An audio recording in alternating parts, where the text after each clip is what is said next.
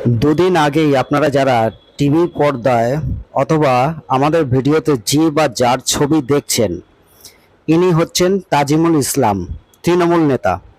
হ্যাঁ, ভাইরাল হয়ে যায় সেই মারের দৃশ্য। আসুন একবার ভিডিওটা একটু দেখে নিন। দেখুন কিভাবে মারছে। এখন মমতা ব্যানার্জি চুপ, রাহুল গান্ধী চুপ, প্রিয়াঙ্কা গান্ধী চুপ, সোনিয়া গান্ধীও চুপ। বাহ বাহ বাহ, কি হচ্ছে দেখুন। কোনো নেতা নেত্রীর মুখ থেকে একটা টু শব্দও বেরোলো না। যাই হোক, এরপরে তাজিমুলকে 5 দিনের পুলিশি হেফাজতে দিল আদালত। তারপর কি হলো সম্পূর্ণ ঘটনায় ব্যাখ্যা করব। নমস্কার, প্রণাম ও ভালোবাসা দিয়ে শুরু করছি যে নিউজ বাংলা। হয়তো আপনার প্রয়োজনীয় অনেক খবর পেয়ে যেতে পারেন এই চ্যানেল থেকে। তার জন্য চ্যানেলটিকে অবশ্যই সাবস্ক্রাইব করে আমার পাশে থাকবেন। আজকের প্রতিবেদন শুরু করা যাক। চোপড়ায় ঘটনায় গ্রেপ্তার তৃণমূল নেতা তাজিমুল ইসলামকে 5 দিনের পুলিশি হেফাজত দিল আদালত। তাজিমুল ওরফে জেসিবিকে সোমবার দুপুরে ইসলামপুরের আদালতে পেশ করেছিল চোপড়া থানার পুলিশ। আদালতে তারা তাজিমুলের 10 দিনের হেফাজতে চায়।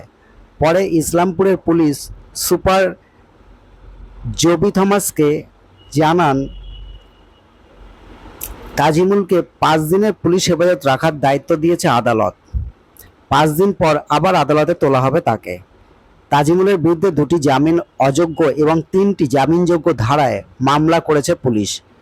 রবিবার সন্ধ্যায় চোপড়া থানা এলাকা থেকে তাকে গ্রেপ্তার করার আগে এবং পরে স্বতঃপ্রণোদিত ওই মামলাগুলি দায়ের করা হয় চোপড়া থানার পুলিশের তরফে।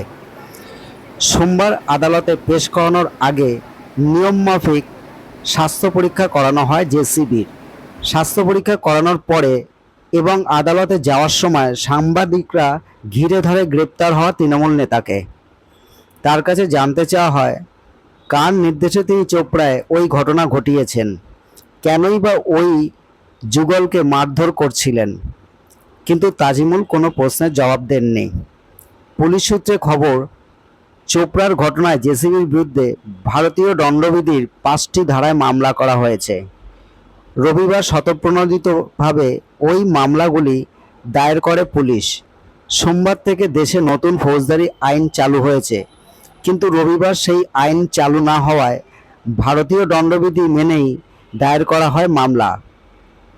পুলিশ সূত্রের খবর, জেসিবির বিরুদ্ধে জামিন অযোগ্য 354 ধারায় খুনের চেষ্টার মামলা দায়ের করা হয়েছে, যার সর্বোচ্চ সাজা 10 বছরের কারাদণ্ড। এছাড়া ভারতীয় দণ্ডবিধির 323, 325 এবং 34 ধারাতেও মামলা হয়েছে জেসিবির বিরুদ্ধে। তো যাই হোক, এরকমভাবে মার আপনারা ভিডিওতে দেখলেন। যাই হোক, কমেন্ট করে অবশ্যই জানাবেন আপনাদের কি প্রতিক্রিয়া। ধন্যবাদ।